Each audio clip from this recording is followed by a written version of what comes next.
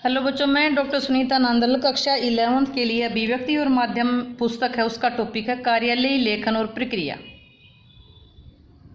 तो आज कार्यालयीय लेखन के बारे में पढ़ेंगे। सरकारी कार्यालयों की ज़रूरतों को ध्यान में रखते हुए एक कार्यालय से दूसरे कार्यालय को जो पत्र लिखे जाते हैं उन्हें सरकारी पत्र कहते हैं। यानी कि एक ऑफिस से दूसरे ऑफिस में जो पत्र लिखे गए, पत्र भेजे गए, जो जानकारी मांगने के लिए, जानकारी देने के लिए जो पत्र लिखे गए उन्हें क्या कहेंगे? सरकारी पत्र। यह सरकारी कार्यालयों में किए जाने वाले कामकाज की प्रक्रिया का एक अभिन्न भाग है। सरकारी कार्यालयों में किए जाने वाले कामकाज की प्रक्रिया का एक अभिन्न भाग है। इन पत्रों को कई श्रेणियों में बांट सकते हैं। उदाहरण के लिए कई पत्र सूचनाएं मांगने या सूचनाएं भेजने के लिए लिखे जाते हैं। कई पत्र सूचनाएं मांगने के लिए या सूचनाएं भेजने के लिए लिखे जाते हैं। कुछ पत्रों द्वारा मुख्य कार्यालयों के बड़े अधिकारी, शाखा कार्यालयों या क्षेत्रीय कार्यालयों या अपने अधीनस्थ कर्मचारियों को आदेश भेजते। कैसे कैसे पत्र थे? सूचनाएं मांगने के लिए, सूचनाएं भेजने के लिए। कुछ पत्र कैसे थे कि जो बड़ा अधिकारी है वो अपनी जो ब्रांच का ऑफिस है उसको भेजेगा, या जो उनके फील्ड का ऑफिस है उनको भेजेगा, या उनके अधीनस्थ जो कर्मचारी जो काम करते हैं उनको आदेश भेजेंगे। कुछ पत्र अखबारों में विभागीय गतिविधियों की जानकारी देने हेतु लिखे जाते हैं। कुछ पत्र विभागीय गतिविधियों की जानकारी देने हेतु लिखे जाते हैं। इस प्रकार के पत्र के लिए एक विशेष स्वरूप निर्धारित हो जाता है। यहाँ हम इन पत्रों के अलग अलग स्वरूपों का वर्णन करेंगे कि पत्र किस किस तरह के होते हैं। सरकारी पत्र लिखने के कुछ एक नियम होते हैं जो इस प्रकार हैं। सबसे पहला है कि सरकारी पत्रों को औपचारिक पत्र भी कहते हैं। औपचारिक होता है दिखावटी, जिसमें औपचारिकता निभानी पड़े। सरकारी पत्रों को औपचारिक पत्र भी कहते हैं। सरकारी पत्र प्राय एक सरकारी कार्यालय से दूसरे सरकारी कार्यालय को लिखे जाते हैं। नंबर 1 क्या था कि औपचारिक पत्र भी कहते हैं। दूसरा, एक कार्यालय से दूसरे कार्यालय को लिखे जाते हैं। कार्यालय कैसा हो? सरकारी हो। पत्र के शीर्ष पर कार्यालय, विभाग या मंत्रालय का नाम व पता लिखा जाता है। पत्र के शीर्ष पर विभाग या मंत्रालय का नाम पता लिखा जाता है। इसको पत्र को औपचारिक कहते हैं। एक सरकारी कार्यालय से दूसरे सरकारी कार्यालय को लिखा जाता है। पत्र के ऊपर, सबसे ऊपर कार्यालय, विभाग, मंत्रालय का नाम व पता लिखा जाता है। पत्र के बाईं तरफ फाइल संख्या लिखी जाती है।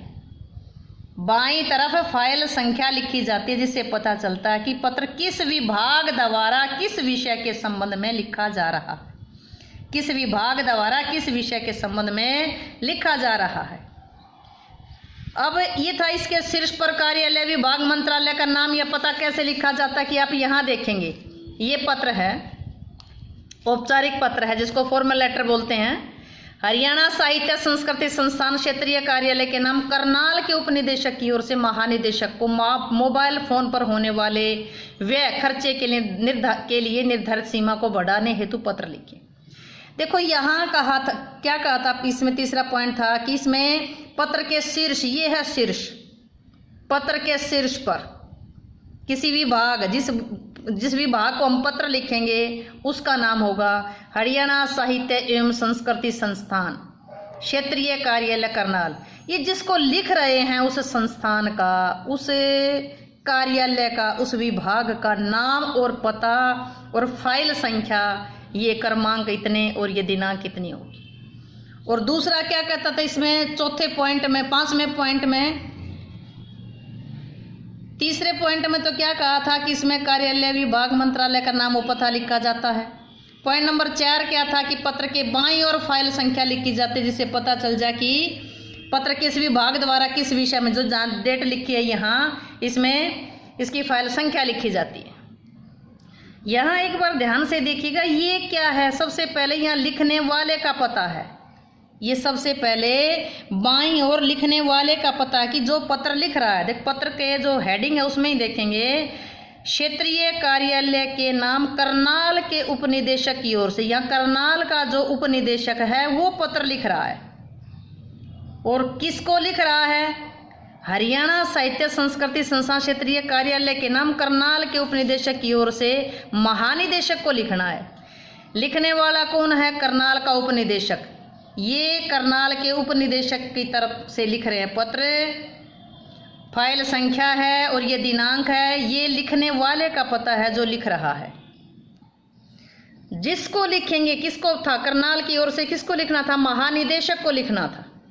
तो उसके बाद आएगा सेवा में महानिदेशक हरियाणा साहित्य संस्कृति संस्थान मध्य मार्ग चंडीगढ़, उसके बाद विषय आया, उसके बाद आगे उसकी डिटेल लिखेंगे, श्रीमान जी लिख दो, महोदय लिखो।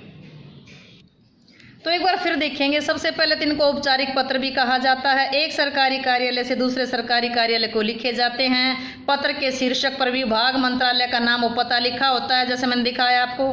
पत्र के बाईं तरफ फाइल संख्या लिखी जाती है, जिससे पता चलता है कि पत्र कौन से डिपार्टमेंट से किस विषय के बारे में आया है। जिसे पत्र लिखा जाता है उसका नाम पता बाईं तरफ लिखा जाता है। कई बार अधिकारी का नाम व पद भी लिखा जाता है। जिसको पत्र लिख रहे हैं, जैसे मैंने बताया कि महानिदेशक को लिखा था, उसका नाम पता आदि बाईं तरफ लिखा जाता है। कई बार अधिकारी के नाम व पद भी लिखा जाता है। अधिकारी के नाम व पते से पूर्व सेवा में लिखा जाता है। मैंने दिखाया था जैसे कि सेवा में महानिदेशक, ये बाईं और दाईं का चक्कर छोड़ करके एक तरफ भी लिख सकते हैं। ये दाईं तरफ लिखा जाता है, बाईं तरफ लिखा जाता है। ये बाईं तरफ फाइल संख्या लिखी गई है, बाईं तरफ फाइल संख्या लिखी गई है। जिस विभाग ने से हम पत्र लिख रहे हैं, पत्र के बाईं तरफ फाइल संख्या लिखी गई है। जिसे पत्र, उसका नाम पद बाईं ओर ही लिखा जाता है। अधिकारी का नाम और पद की कहाँ लिखा जाता है, बाईं ओर लिखा जाता है। अधिकारी के नाम व पते से पहले सेवा में लिखा जाता है, किंतु अब इसका प्रयोग बहुत कम हो रहा है। सेवा में कहाँ लिखा था, महानिदेशक से सेवा में महानिदेशक लिखा था। विषय शीर्षक के अंतर्गत संक्षिप्त विषय के संबंध में लिखा जाता है कि पत्र किस संदर्भ में लिखा जाता है। विषय का मतलब किस टॉपिक पर लिखा जा रहा है, विषय क्या है, इसका सब्जेक्ट क्या है। विषय शीर्षक के पश्चात महोदय संबोधन लिखा जाता है। पहले तो हमने इसका क्या लिखा, सेवा में महानिदेशक, सबसे पहले तो अपना पता लिखा जिस ऑफिस से लिख रहे हैं। उसके बाद क्या लिखा, सेवा में महानिदेशक। उसके बाद क्या लिखा, विषय लिखा। विषय क्या था, मोबाइल ठीक कराने हेतु, मोबाइल के खर्चा बढ़ाने हेतु था ना, मोबाइल पर होने वाले व्यय हेतु।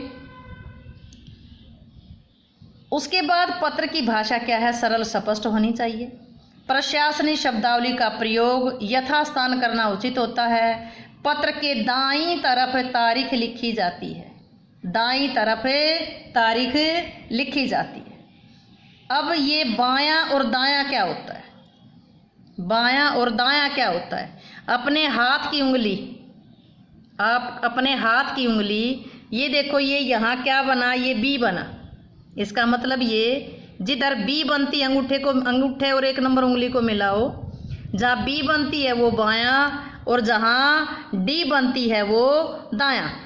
बी बनती है वो बायां और डी बनती है वो दायां। तो ये क्या कहता है कि पत्र के दाईं तरफ तारीख लिखी जाती है। पत्र के अंत में बाईं ओर भेजने वाले का पता, भौतिक शब्द का प्रयोग नीचे लिखे रूप में लिखा जाता है। भौतिक के नीचे पत्र लिखने वाले के हस्ताक्षर होते हैं। हस्ताक्षर के नीचे कोष्ठक में नाम लिखा जाता है। कई बार जो साइन होते हैं, हस्ताक्षर होते हैं, उसमें पूरा नाम स्पष्ट नहीं होता, इसलिए ब्रैकेट में नाम लिखा जाता है। नाम के नीचे उसका पद और पता लिखा जाता है। सरकारी पत्र लिखने के नियम कौन कौन से हैं। सरकारी पत्रों को औपचारिक पत्र कहते हैं। सरकारी पत्र एक सरकारी कार्यालय से दूसरे सरकारी कार्यालय को लिखे जाते हैं। इसके सबसे पहले विभाग का कार्यालय विभाग मंत्रालय का नाम पता लिखा होता है। उसमें फाइल संख्या लिखी होती है, दिनांक लिखी होती है। जिसे पत्र लिखा जाता है उसका नाम पता बाईं तरफ लिखा जाता है। अधिकारी का पद और नाम भी स्पष्ट लिखा जाता है। अधिकारी के नाम से पहले सेवा में लिखा जाता है, उसके बाद विषय लिखा जाता है। विषय के बाद श्रीमान जी या महोदय लिखा जाता है। तो बीच का जो मैटर लिखेंगे उसमें पत्र की भाषा सरल स्पष्ट होनी चाहिए। प्रशासनिक शब्दावली का प्रयोग करना जहाँ उचित हो वैसा वहाँ करना भी चाहिए। पत्र के दाईं तरफ लास्ट में तारीख लिखी जाती है। पत्र के बाईं ओर भेजने वाले का पता, भौतिक शब्द भी लिखा जाता है। भौतिक के नीचे हस्ताक्षर और ब्रैकेट में लिखने वाले का नाम और पद भी लिखा जाता है। उम्मीद है कि कार्यालय पत्र कैसे लिखना चाहिए और किस प्रकार लिखा जाता है वो चीज़ आप समझ गए होंगे। अगर ये समझे हों तो वीडियो को लाइक करें, शेयर करें, चैनल को सब्सक्राइब करना ना भूलें।